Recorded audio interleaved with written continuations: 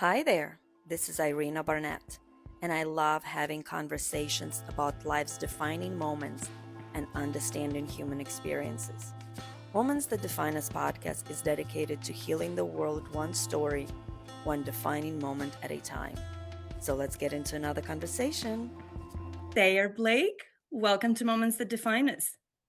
Thanks so much for having me on. I'm excited to be here. I'm excited to talk to you because we're going to be talking today about a lot of different topics, like being a woman in tech, since you have a tech company that you co-founded. We're going to be talking about motherhood. You're a mother yourself, but you're a single mother, which is twice as hard. We're going to be talking about your company and creativity and just, defining moments that makes you who you are today. I wanted to start with what kind of drew you to tech industry and technology. And the reason I'm starting with this question is because tech industry is known as the male dominated industry, right? So anytime we have any male dominated industry and I see more and more women coming in, it makes me very happy. So tell me about tech industry and what kind of first drew you in to this industry. Yeah. I could give the snazzy, oh, there's exciting things, we need more women. But the reality is it was a sequence of I'm very much left brain, right brain hybrid. So I have a background in illustration. I have a master's in illustration, but I also study engineering at CSU. I was in electrical engineering as well. So my whole career has kind of been this. I really just want to be myself and nourish both sides of myself and trying to find weird nooks and crannies in various industries that allow me to do that. And I always joke, it started out I wanted to be a writer, and then I realized, oh, you can't be a writer unless you have connections into the industry. And so then I was like, well, I can program, I'll make video games. And I spent several years working on video games. I actually was the director of a game called Reliquary, that got announced a few years ago and has since been stuck in development hell, as is typical. And then I was like, okay, well, if video games is the same thing, you can't actually get a foothold unless you know people. So I guess I'll start a tech company, because at this point I have accumulated such a unique bundle of skills. Like, I think I can actually do a lot of good here, and I get to leverage everything I can do instead of just one thing. So I sort of say I got here because at the end of the day, just want to tell stories and help people and make things that are good and excite people. And I've never closed the door on anything that could leverage what I could do. I never fixed myself to, oh, I'm a writer, I have to write, or oh, I'm an artist, I have to draw, or an animator, or a programmer, or any of those things. Those are all just tools. Those are things I can do. What I want is to do meaningful things. And so I've had lots of weird opportunities come along, and I've pursued them when they've come, and I've said no to a lot of things that maybe would have been more profitable, but would have violated that in a lot of ways. And so, yeah, it's just sort of natural consequence of 15 years seeing where my skills take me. Yeah. Sarah, I really like what you said that you didn't want to put yourself only in one box. It's so interesting because yesterday I was listening to a podcast with a somebody who's also very creative, and he kind of like went into a lot of different ventures, right? Instead of just being one thing, because then people will just know you for that, and God forbid you try something different, because like, well, what will people know me for? Well, they will know you that you a bunch of different things, right? So I really like that, and I think it's also important to that point of view to say to young people, right, who just finishing college and who kind of figure out what I want to do, what I want to be, try different things, and kind of in the way of creating, in the process of kind of finding yourself, right, you will find what you really wanted to do. Yeah, and I think the big part, I mean, there's a couple of younger folks I mentor, and like the thing I'm always telling them is, often we're told when we go into, and I think, I mean, that's a whole different conversation, why we're told of like, figure out what you do, and that's what you are, and that's your identity. And I'm I like, no, no, no. know. The things you can do are tools, are resources, are ways you can express yourself and what you can do. But the shape of that is unpredictable. You have no way of knowing what that is. And as long as you keep staying true to that, or as true as is possible, because there will be roadblocks, there will be things in the way. It won't be always exactly what you want, but as long as you keep remaining open to finding new and weird and unique ways to use that, you will find a way. But it will take time, and it isn't going to be fun or exciting or pretty at every step along the way. And as long as you're open to that and you can sort of build I mean, I think at the end of the day, the distress tolerance of like, oh, I'm not doing the exact thing I imagined myself doing, like, it's gonna be okay, but it will take a lot of time, and it will take a lot of creativity and openness to trying things you never considered before. Yeah, and I wanted to just quickly touch on the point you said, how we are told you need to do this thing. And especially in this world we live now, in a world of social media and technology is booming, right? People like, I need to, because my friend is already know that she's going to be a doctor. And how is that I don't know? But yeah, I think just the process of enjoying and doing different things.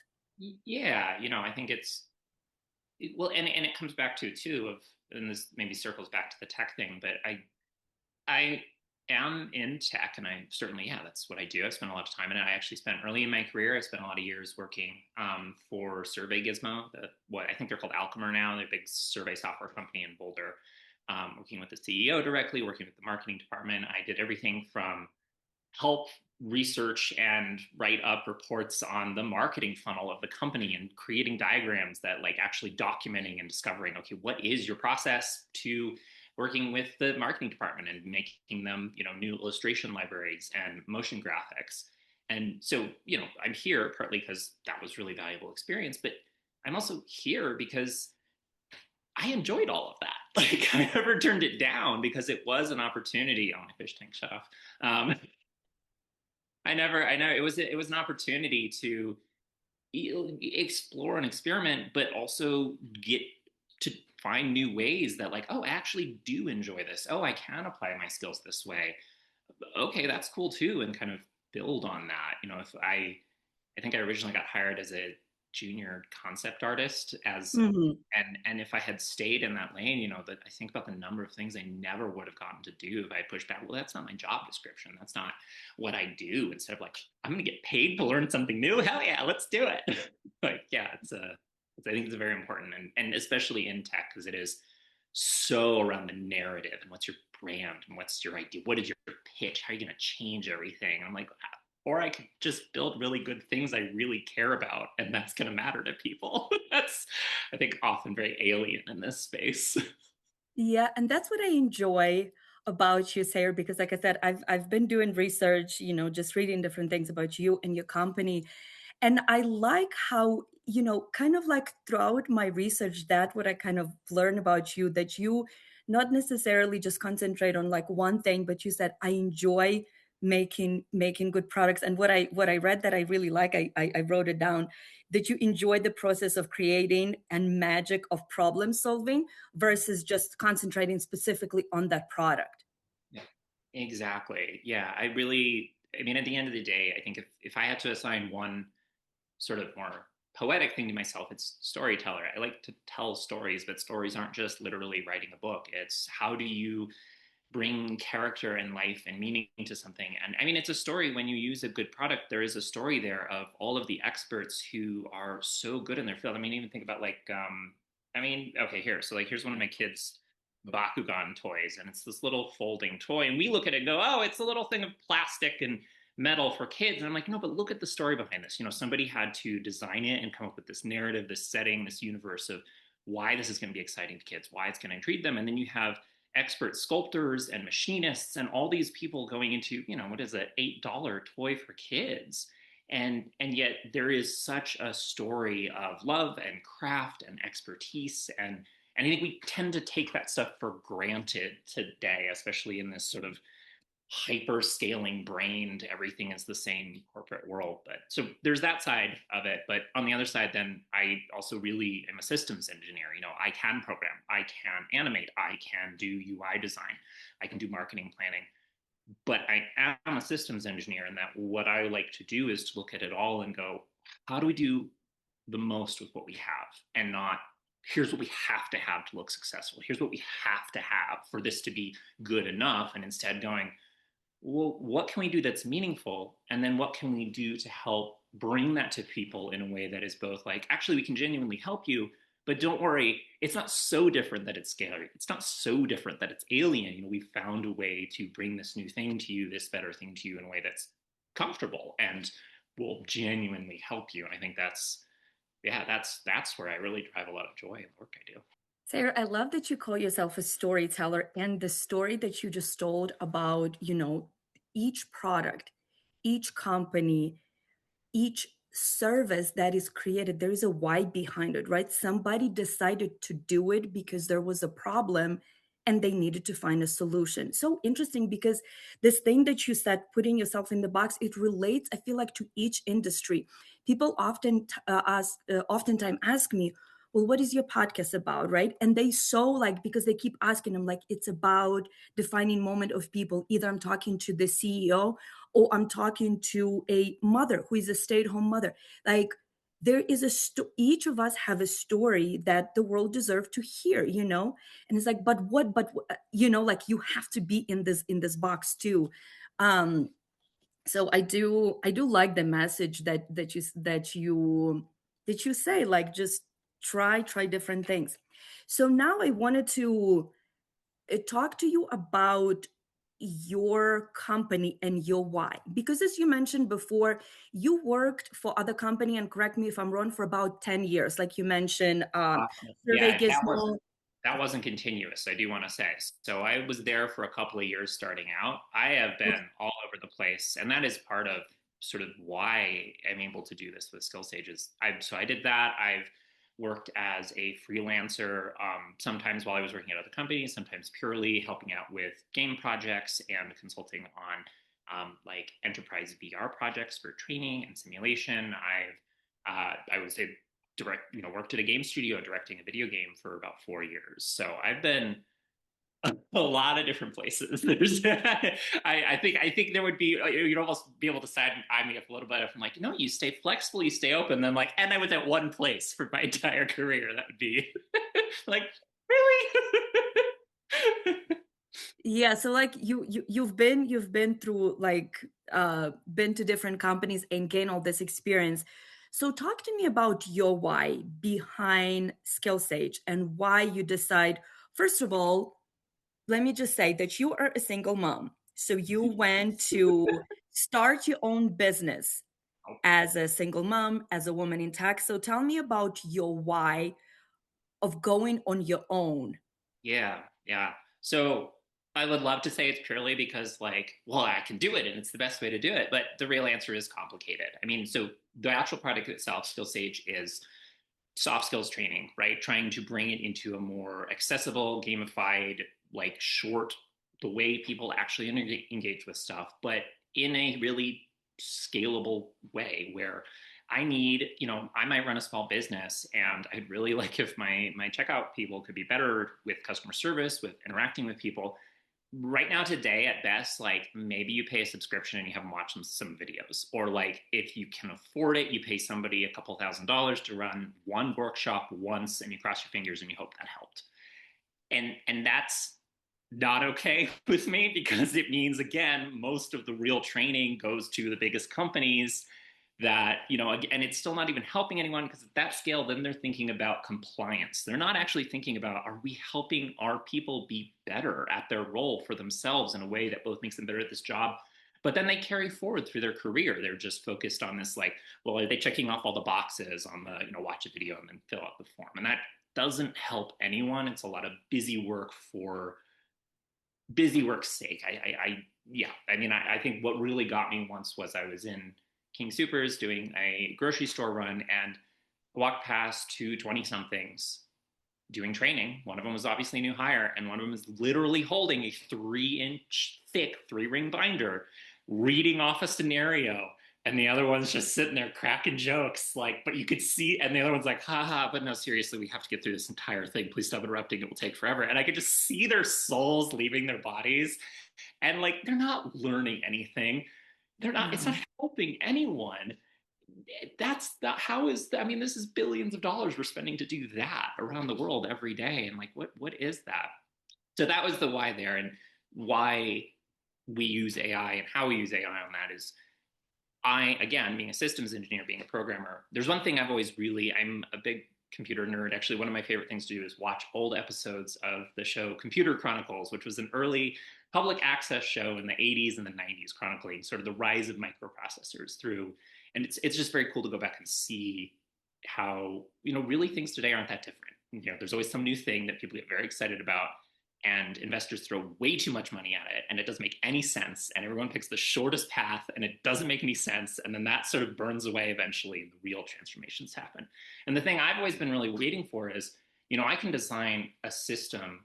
This is from my game development background. I can design a system to represent almost anything in numbers, right? I can boil something down, a conversation, AI for a racing game, whatever it is, into a simple little computer program. But you can't really translate between that and what we're doing right now, human speech, because human speech is fluid and dynamic and complicated. And I've always been like, oh, if only I could have just this little thing that would let me bridge the gap between those two, because the stuff we could do would be incredible. And this new era we're in with AI, that's really what I see LLMs as, is it's not this super intelligence. I mean, it's empirically not. It's not going to replace people. It's not actually very good at doing jobs. But it is a way for computers to translate between the kind of concrete math they're very good at and the sort of fluid, open, dynamic nature of language that as humans we're good at. And it helps further sort of bridge that gap on the things we can bring to everyone through computers. And so I got really excited when I started, and I was like, oh my God, this is it. We can do this. And that was always kind of the last piece of this. Like, I need that before I can do something that really does training in a way that's not just, well, we slapped a skin over the usual, watch a video in a browser and then click buttons. I mean, no matter how fancy you make it, that's never going to really help anyone. So that's the tech side of why this moment, why this product. The reality of why I'm doing it myself, I think, is, as a woman in tech, as a single mom, I've also really prioritized my kids. I firmly disagree with this idea that you have to pick your career or your children, or that one or the other should be expected to sacrifice. I think as a functioning society, we need children. We need people who grow up and want to do things and want to participate. And I think we're not nearly protective enough that of a society. And so it's my job to sort of, okay, like, you guys shouldn't have to have a worse experience growing up just because I have to do both. And so I have taken jobs, I've taken roles, I've built my career around sort of being able to prioritize. I don't want them to look back and go, Mom was always working, she could never hang out with us. We were always at daycare all the time. So, for example, really working around being remote first. SkillSaige is a remote first company. We don't have a physical location because I do believe in no, your job should not be your life. You are there to bring your expertise, and we in turn enrich your life and let you focus on that. So yeah, it's somewhat self-serving for my own kids, but there have been a lot of choices where I have turned down job roles, or I have turned down opportunities that would have had a real negative impact on them. And I was like, nope, I don't. I trust myself enough to find a way forward without that impact on them. And so that's great, but it also flies directly in the narrative of the tech industry. They really don't like that. And they really don't like to believe that it's possible to accomplish things like this while, not working 80 hours a week, while not making everybody else working for you work 80 hours a week, while, being able to take care of kids and be involved and make sure they're okay and go to all their functions. They don't like that because there's this whole culture of sort of posturing around, well, what do you do? What's your thing? And how devoted to it are you? And you better not have anything else in your life. And even with that, we barely make it work half the time. So clearly even that's not enough. And I'm sitting over here guys, this is all fake. This is all pretend. What are you doing? Please stop. Can we just sit down and have a rational, here's the thing, here's the business model. And that is really alien. When I work, I have to tell you, because you said so many valuable, incredible freaking things. So first of all, let me just give you your flowers, as they say in all the industry. It's because you are, and I believe that, because women, it's because you're a woman. That's why you can make this work, because women, we are so like communal, and we wanted to take care of each other, and we wanted to create things. Okay, how can we create this that can work for us? Because again, majority, of course not every woman is a mother, but majority of us are mothers, right? So how can we, because you're right, like in the society is like either be a mother and a wife, or be a business owner, or go to work. You can do both, but like, you, yes you can, and you creating this wonderful culture, and saying, yes, I can do this. So that is amazing. I do want to ask you specifically, um on like motherhood and businesswoman, right? Yeah. So as you mentioned, you are a single mom, so of course it's hard, to do a bunch of things, even if there is somebody else in the picture, to help. But because you are a single mother, so I wanted to ask you this, honest question: with being a businesswoman and a mother, is there any trade-offs? Because a lot of women who are in business talk about, well, if I am attending this meeting, that I am missing my kids. Kind of, what are your trade-offs, or what are you missing in one, if you attending, like if you are with your kids, what are you missing at work, and vice versa? Yeah, that's a really good question. So, I mean, I think the answer is yes, there can be trade-offs, but I think where we stop is going, well, there's trade-offs and we have to make a choice. And I try to take it back a step further and go, well, why are there trade-offs in the first place? If your business partners, if who you're working with can't respect how you're doing things and have the mild flexibility to go, let's meet on a Thursday at 2 instead of a Wednesday at 3 when you pick up the kids. Well, are they really there because they believe in what you're doing? Because of if you have a good product, if you have a solid business, if people ostensibly are, cold calculated, in my experience, honestly, most of the male dominated business world is anything but cold and calculated and emotionless. It is so much driven by ego and this sort of posturing about the sort of alpha male grind set mentality that at the end of the day doesn't actually translate to really getting things done. So it's that first step of like, well, what assumptions are you holding true that you need people that can't operate in that same space with you? And where are you placing them?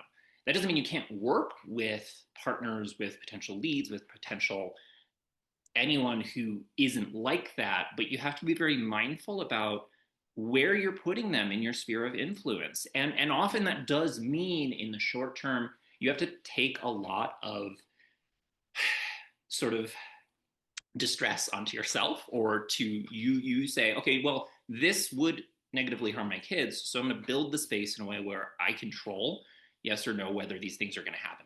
The people who can directly impact me in that way will understand and respect those priorities, and understand that you don't get this without respecting that. And if they can't do that, they're going to be more removed, where that's going to be less likely of a problem. There's going to be other people with more flexibility to take point on those things. But as a trade-off, those people who are more removed are not as closely involved. They don't get as many of the benefits, whether they're tangible or social or whatever it is. So it's boundaries, really.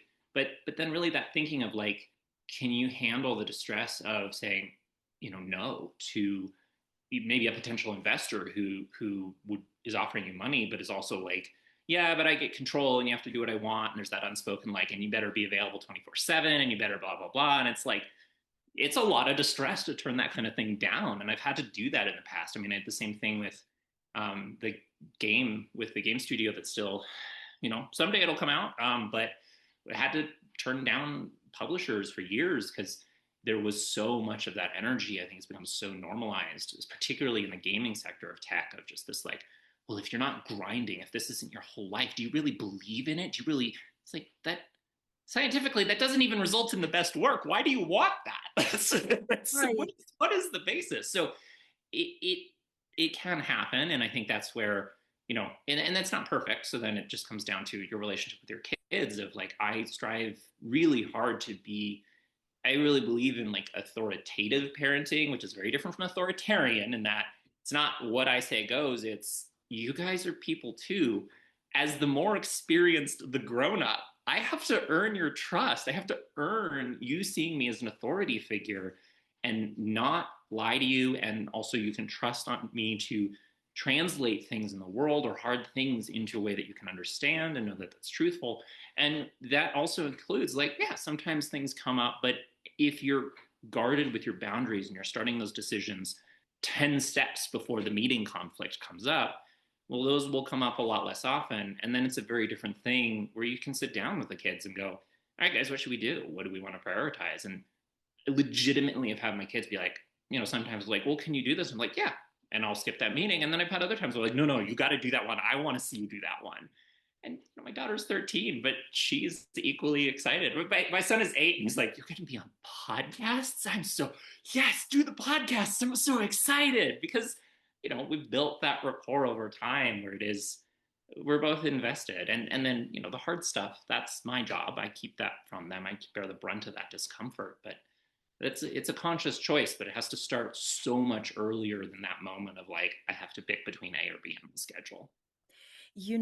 Sayre, like, I think it's so important what you said, how important it is to, first of all, surround yourself with people that believe what you believe, like believe in the mission. Like if you said, okay, I am a mother, I am a woman, this is the company I'm creating, and this is what I want this company to look. You're right, like as a leader, if people that you hire believe in the mission that you're trying to, they will follow your lead, right? They will, like you said, it seems so simple. Oh my gosh, don't you think that there's so many things in life that seem so simple, but people like overcomplicate them? Like, okay, can we, and again, like you said, it's not perfect. Okay, can we meet on Tuesday at 1 instead of 3? Maybe some Tuesday you have to be there at 3, and you have to find help or whatever it is, somebody to pick up your kids. But usually if the communication and talking and having people in your sphere that believe in what you believe, I think it's doable. And then I wanted to ask you kind of on the motherhood, because I've been just hearing so many different things on like parenting these days, right? I feel like because you said that your kids are 13 and 8, so I feel like we are close in age. I'm 42, so I'm millennium. And are you as well? Are you a I'm millennium 35, as well? yeah. I feel like when we were growing up, it was like we had a little bit more or a lot more just autonomy to go and play. And now it's like I feel like now the parenting become that we have to be with the kids 24/7, kind of like be there all the time. Are you raising more independent kids, and kind of what do you think about just in general parenting these days? Well, so one of it is maybe not the best, but I also don't think it's particularly surprising. I think it's a natural reaction to, we had sort of, for the vast majority of at least the 20th century, abuse was parenting. Let's be honest. Like that was what we called parenting in the 20s and 30s and 40s and 50s. And then you had sort of the hyper reactionary shift of the other way of hyper permissive parenting, almost sort of this like rebellion, largely the boomer generation of kids who grew up in the 70s and 80s. It's like, you'll do whatever, you'll figure it out. I don't want to be like my parents. And now, research for going, oh, actually, no, that's really bad too, just in very different ways. And I think part of this might be, so I should preface my answer too, of I grew up in Germany originally. I went to kindergarten and first grade in Germany at a German speaking school. I was socialized in Germany. And so a lot of um, I have a weird mix of cultural upbringing that has definitely influenced that, because the much more German European model is the like, well, yeah, I think it does tend to lean more authoritative, which is, yeah, let them do stuff, be there to make sure they don't kill themselves or grievously injure themselves, Right. and they'll learn, they'll figure things out. And when they do something that goes wrong, you're there to go, well, let's talk about that. Are you okay? Let's, comfort, move through it, equip with tools to do better next time. So that influences a lot. But I think what we're seeing right now is sort of then that counter reaction to, we swung from controlling abusive to permissive as the dominant model. And so now there's this sort of counter swing of like, whoa, that was terrible. No, go back, control everything. Don't let anything mess up. Oh my God, can you believe how much trouble I got into as a kid? They can't do that. That's horrifying. And I think that's a natural human reaction, but it's also a very sort of emotional, just like grab onto the first thing that makes you feel better. And operative word being you feel better in that scenario. as opposed to the much harder thing to do, which is stop and go back to that space as a kid and be like, okay, well, that did suck. Why? What did I want? What did I want from my parents? And part of that can be acknowledging, like, yeah, maybe your parents didn't do a great job. Like, that's really hard to work through for a lot of people. We don't have a lot of good social frameworks for working through parental failings in a way that isn't like comical, brutal levels of, physical abuse. Mhm. And I think that can be really hard because it does mean for everyone who wants to sort of internalize and process that and go, okay, no, I do want to do better for my kids. What does that look like?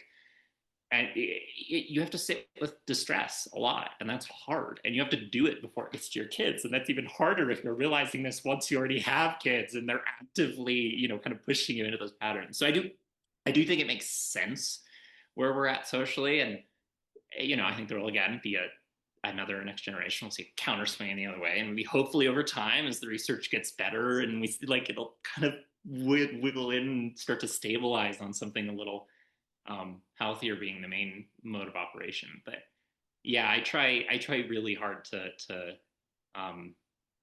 it's my job to be a mom. I mean, it's just like with my actual job. I mean, I research, I keep up to date. If we learn new things, I adjust what I'm doing, and most importantly, I talk to them. I think it's so easy to forget how much of a yourself you are already by the time you're 8, by the time you're 12, by the time, yeah, you don't have the decision making capability, you don't have the evidence or the resources you do now, but you're still you then. And it very few things hit more than having an adult just be like, not only do I see we're as an equal, but in order to do that, here's information you're missing so that you can be on equal footing in this conversation with me. And that goes a long way with kids in my experience.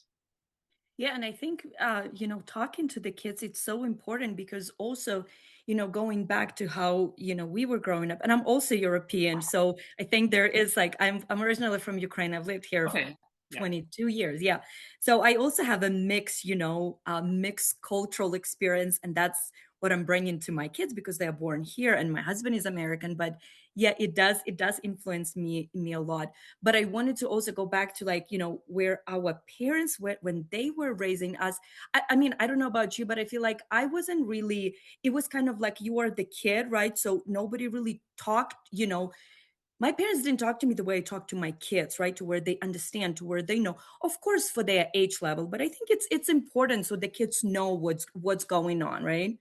um I wanted to ask you about, go back a little bit to the tech industry and being a mom, Yeah. because you said a lot how like in the tech industry it's like that mentality of grind, working 80 hours, of like this is your only thing. So I wonder, have you ever gotten um I don't know, like not shit, but like have your peers kind of like, oh, how come you're not working Yeah. like 80 hours a week or All grinding like. yeah, all the time. Oh my god, it never stops. Like it's the in my 20s now, and like it's all the time. And it's as I've gotten older, it's shifted less into overt statements of that. And part of this has been learning the hard way. I mean, there were periods where I did get sort of pulled into that to an extent and learned and was like, wait, this isn't right. No, I'm not doing this. I'm not doing this again. I need to adjust. I'm not going to be a part of this. Like, certainly part of it was learning by experience.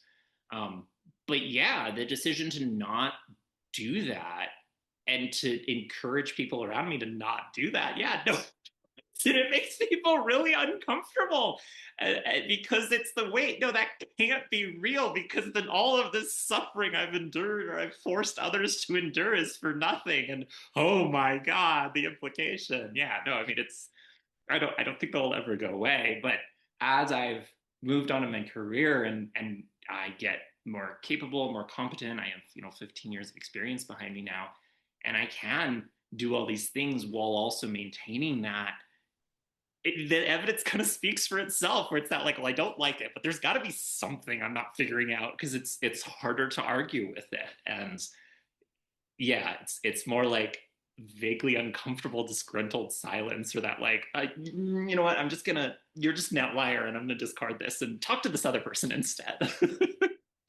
That is that is so funny. Like you bring in almost like an unpopular opinion to this industry that operates totally different, and you almost like, listen, I figured it out, it can be done. Like, no, no, no, like it's almost like, in the early, like startup in the early stages where people like, I don't know if this is gonna work.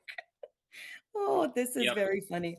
People are real big about, I want a better way to do things, until you go, yeah, I've got a better way to do things. And they're like, no, no, no, no, that's scary. Not like that. I just want it to happen. I'm like, okay, well, usually changing the way you do things is uncomfortable. So Exactly, exactly. That's also an important point. The change doesn't happen just like, roses and butterfly, and it's changed now. Okay, I wanted to talk to you about just AI in general, not just your company, but AI in general. And I really, really love the what you said. I read it. I think it's either on. I think it might have been on your website or some other places that you said that AI should be, and I'm paraphrasing. AI basically should be a tool to help or enhance people, but not to replace people. And before you answer that, I just wanted to say that so many, articles, videos, it's like, and you mentioned something earlier, how like investors and people of big company, like they throw a bunch of money. And I feel like it's like kids, this new shiny thing. And how can we save money? And nobody really cares about people. People, it's like, oh, this new thing, AI, it's going to replace everybody. We're not going to have to pay, salary, nothing. So great, let's do that, right? But you seem to me, just through the conversation, that you wanting to do things differently. You wanting this to be a tool. So talk to me about kind of what are your thoughts on the AI in general, and how are you approaching AI in a very different and an ethical way? absolutely. So let's start with just prefacing. I mean, some people like to get into like, what do you mean by AI? What are the, let's lump them all in, because honestly, they're all just different sides of a coin. And right now, this breakthrough we're in right now is this new approach where, with some new kinds of math, and thanks to the fact that kind of almost by accident of the video game industry just pushing for more power that they don't know what to do with on graphics cards, we've fallen backwards into this way where all of a sudden, for the first time, computers are good at non-linear meaning. They can synthesize vast amounts of knowledge and data and work in the fuzzy sphere of language and fuzzy logic. And that is brand new. And that is really cool. That is something that we have been looking for, from a systems engineer, from a developer, from a designer standpoint for 60 years. Like, this is really, really cool. What it is not, and I cannot stress this enough, is it is not intelligent. It's not, it is not sapience. It is not, it is getting at, we've moved basically from, given a word, give me the just linearly, what's the next mostly likely word in the sentence. That's old chatbots. We call those Markov chains. They're very silly. It used to be a fun meme of like, oh, put a thing into a Markov chain and see what comes out. That's your old autocomplete on your phone. Not very useful, but very cool. Basically a fun toy. This new approach is now we're starting to get at actually, given the full sort of collective subconscious, the meaning inherent in language, can I put something in? Oh, hi, Kiki. Hi, Crumb. That's your cat? My cat, Crumb. She likes to come and bother. She's the runt of the litter, so she's very small. She's like, this is such an interesting conversation. Let me get on it. There's snacks up here. So on that, basically, though, we can now sort of poke into that using the meaning inherent under language and get something back. We've moved from just raw, what is word, what is next word, to the sort of broader meaning. And that's with images, with audio, with anything, works anywhere. That's really cool. You are not the one interviewing on the podcast, but I know you'd give some very interesting thoughts. So that's really cool, and I love that.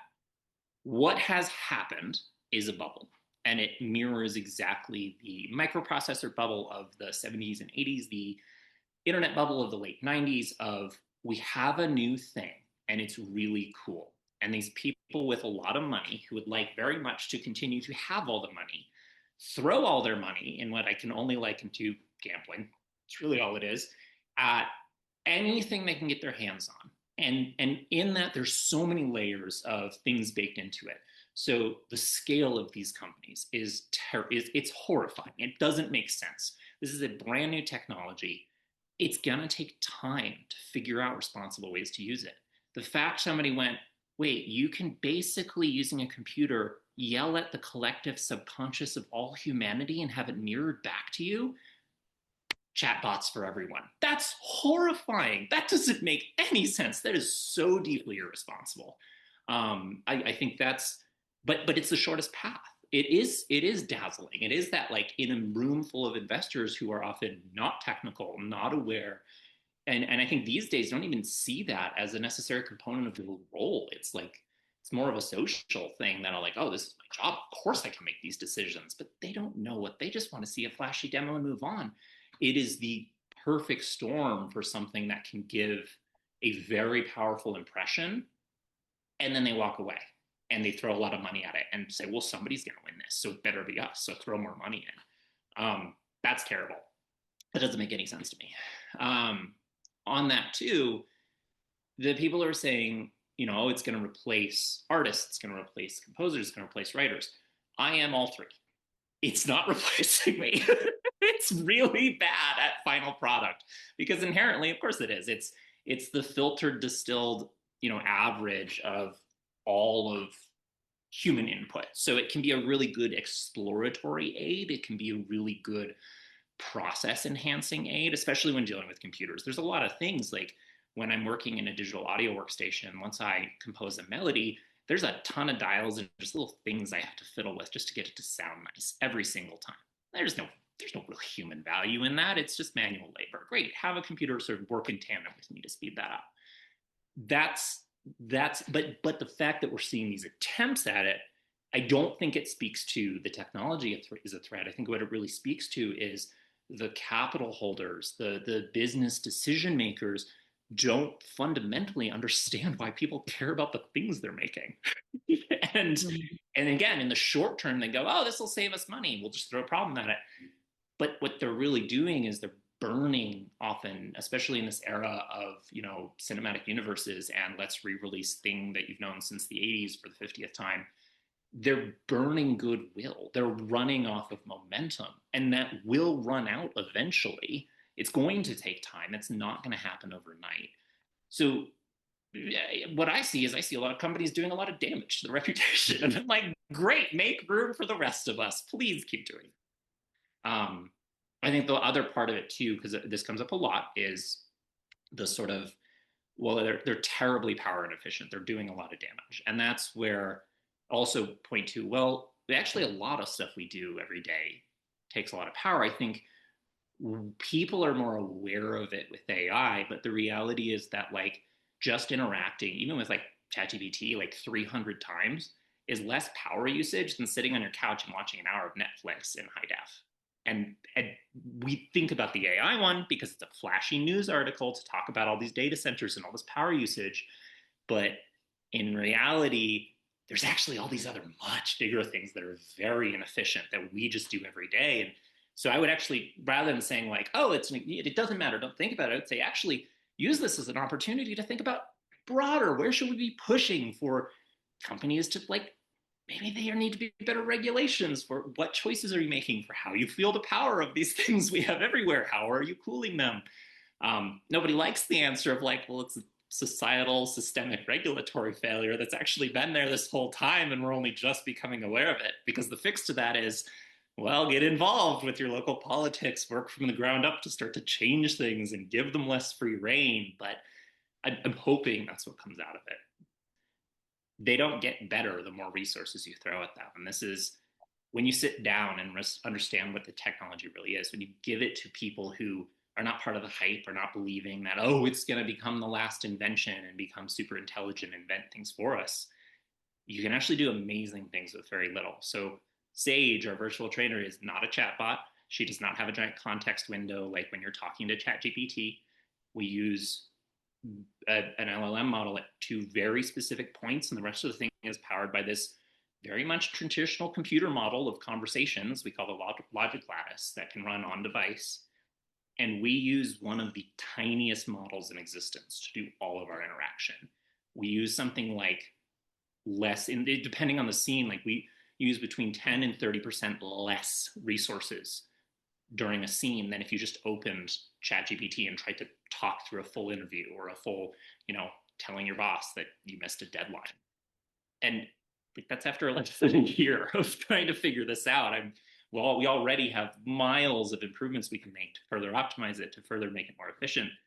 And so I look at all these big companies throwing all this money, really just lighting it on fire and I'm like, why? You're not doing anything. You're making everyone mad at you. You deserve that, but you're also not accomplishing anything meaningful, because it's more about how many bodies can we get in a room? How big can our company be? How big can our investment be? How many data centers can we build as a signal of success, rather than, well, are we actually making something as good as we possibly can that genuinely helps people that need it? And that's an uncomfortable conversation. It really is. It really is. And I was just like amazed listening to you, and just how, like, your take on it and how you explaining this. But you are right. Like, I feel like that because it is this newer flashy thing, right? Like, and maybe like, I don't know, and I mean, when I say regular people, like people who are not really like in tech industry, in AI, don't know too much about it. So there's a lot of different stuff coming up, and people like don't know where is good, where is bad, right?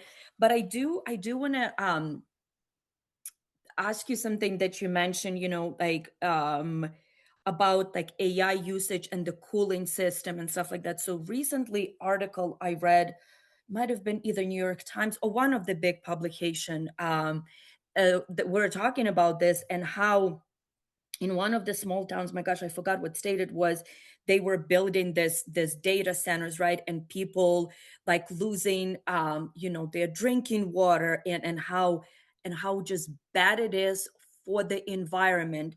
And I'm curious, since you are in the industry, what do you think?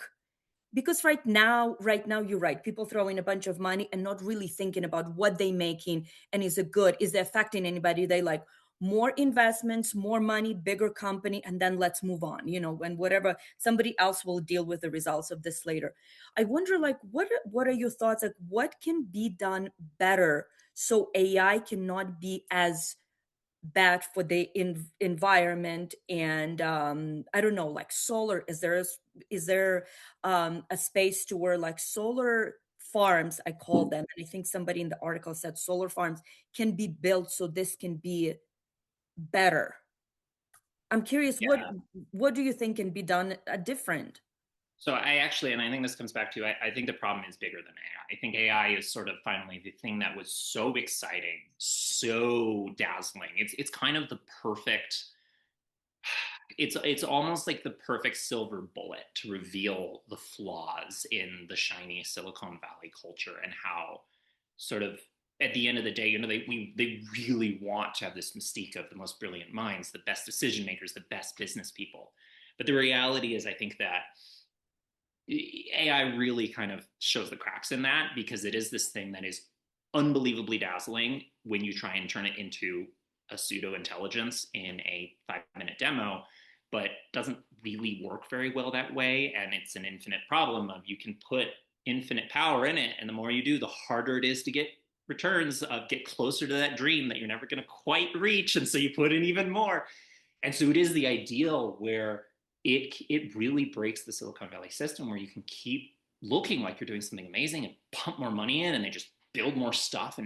And tech has a real problem where they really view the scale of the company as a sign of success. How much infrastructure have you built? How many people have you hired? Don't mind what those people are doing. Never mind what they do with their day all day. Just how many bodies do you have?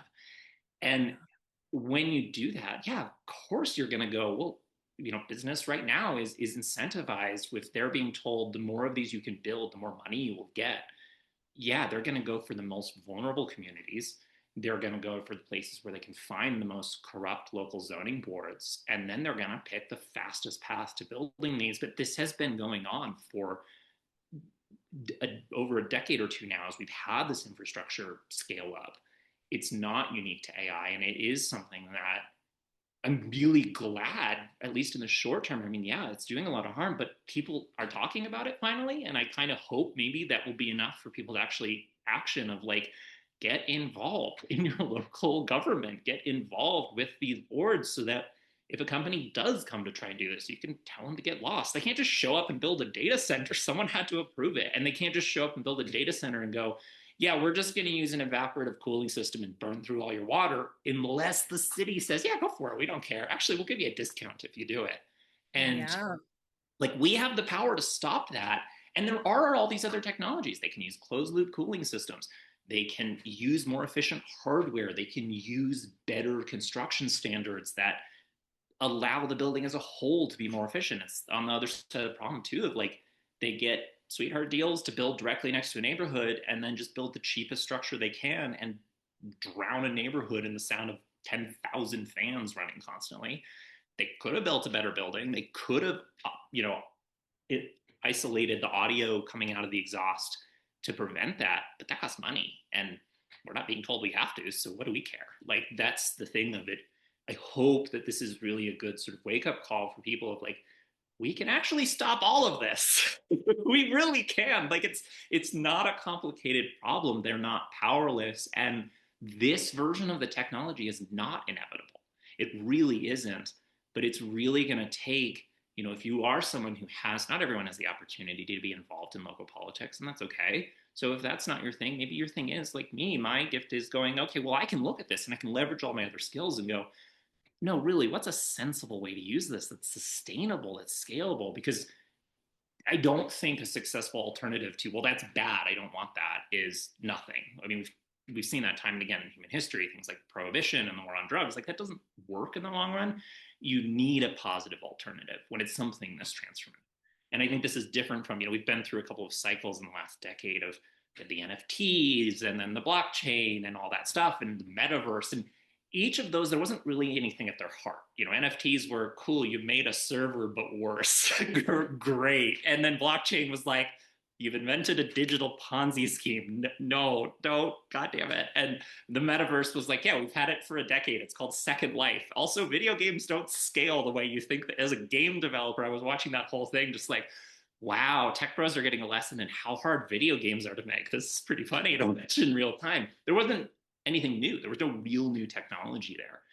But with AI, there is something new. These new LLM models and GPTs and this new way to process information, it is genuinely new. And there is stuff I could not have built. SkillSaige does not work without AI technology, but that AI technology is in like 5% of it. Most of it is just good engineering, there for people who solve a problem based on decades of experience of all the people who contributed. That's all it is. And so they're inextricably linked, but when AI gets used as this band-aid, when it gets idolized or we anthropomorphize it, that's where the danger starts to come. And we can push back on that, but it's going to be more effective if we can have things to point to. So when the people do push back, when you have those allies in regulatory bodies or city councils or what, even at businesses of picking which thing to use, they need stuff to point to of like, this is a good way to do it. This is not, because if this is the only thing that exists and it's not going anywhere, this is the only thing that's going to get done. And we're going to settle for tamping it down by degrees instead of like, actually, no, we're not doing that. That's terrible. We're going to go over here and do this better way to do things that is safe and reliable and verifiable and scalable. Yeah, Sarah, I do agree with you that it's because AI has, I don't know, to me, it seems like it just came so big and so fast, but the problem is so much deeper, right? Like the regulation, the local government, like you said, who said, okay, yeah, build that. It's not great for the people in the city, but we really don't care. So you're right. I think the first step that we see now is, or we've been seeing, is people start talking about it like a lot. Because when you start researching AI, bad for environment, good, you know what I mean? You can find a bunch of different research articles, just people talking about it. So I think that's great. And hopefully, because it is so big, and it can be a great tool, as you talk throughout this whole conversation, that it can be a great tool. But we have to also see, okay, what is it doing bad, and how can we change it, right? And how can anybody get involved, right, on the level that they can get involved.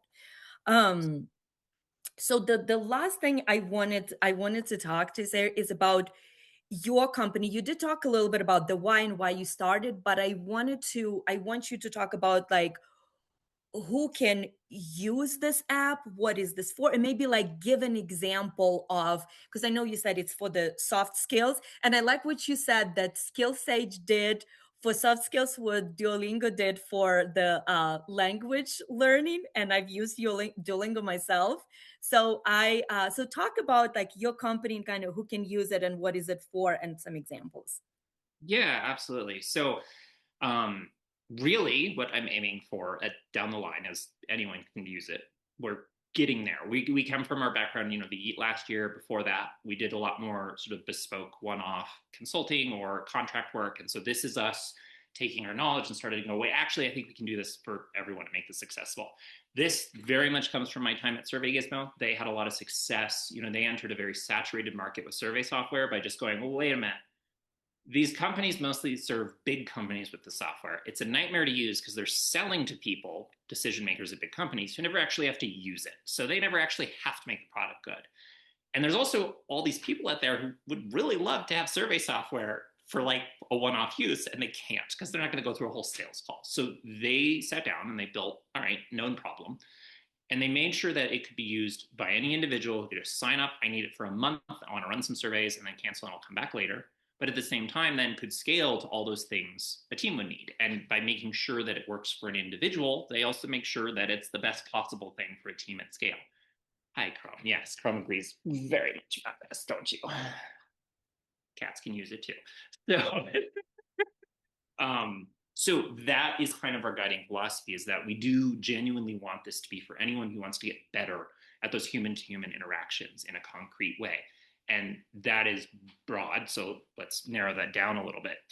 So right now, as we're starting to kind of scale up to that, one of the first things we're doing is we're going to start making sure that we have course libraries for as many things as we can get our hands on experts for. I think we started with interviews as sort of a soft test last year, and it went really well.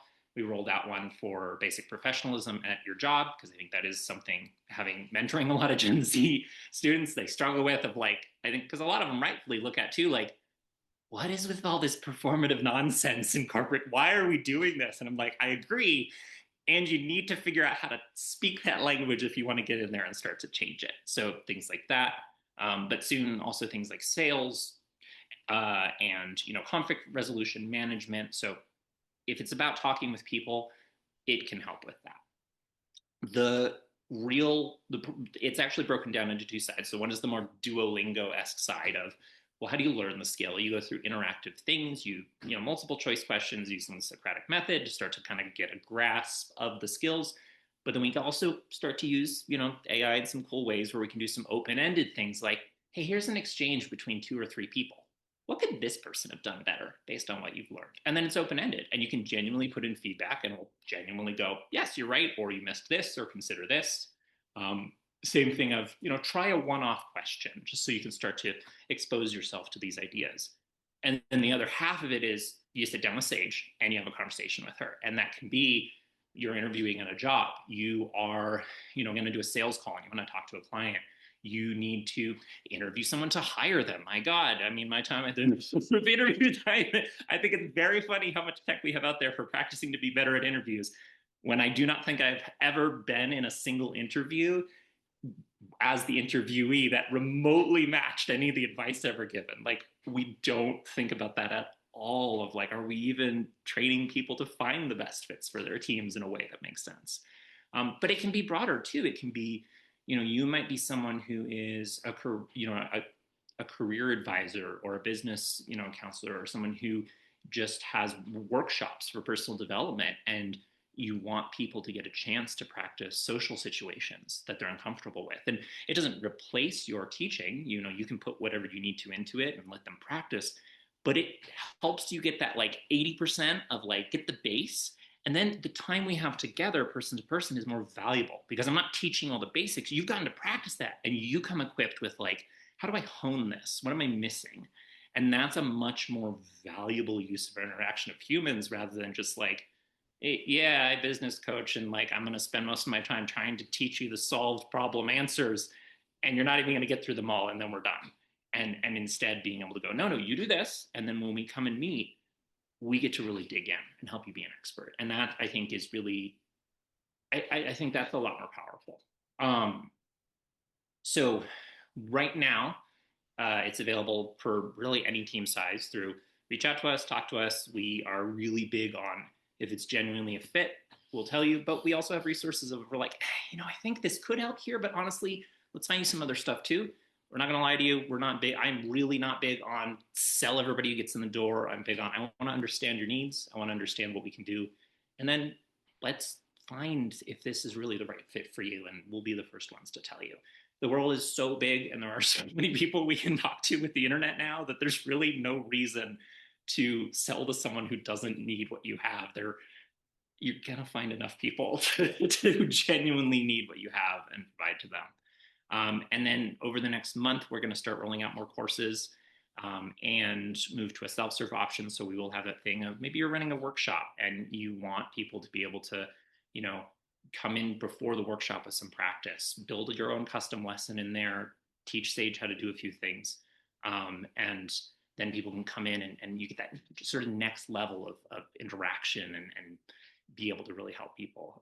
But it can also work for your business. If you just have, I just really want these salespeople to like stop making these basic mistakes. Great. It takes a few minutes. Use our sales course as a starting point. One of our things we're really proud of is you can grab anything in our library and clone it into your internal library and make any tweak you want. We don't hide anything. There's no pay extra to get our courses. Like, see how we did it, learn from there.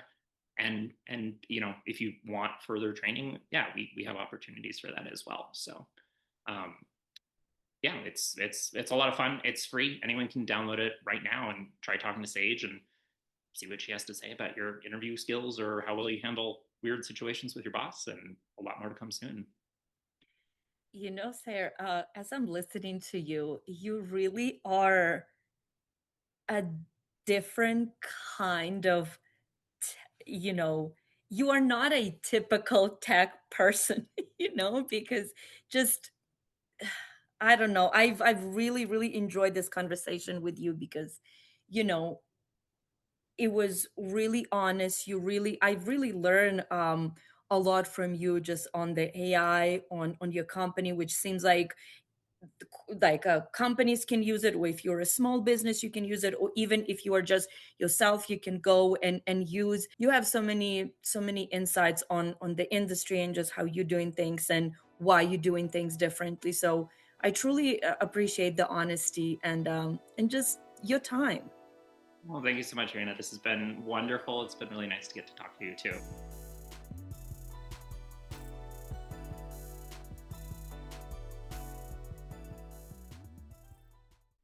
Thank you so much, everyone, for watching Moments That Define Us podcast on YouTube. Make sure you subscribe so you know when the next episode is coming up.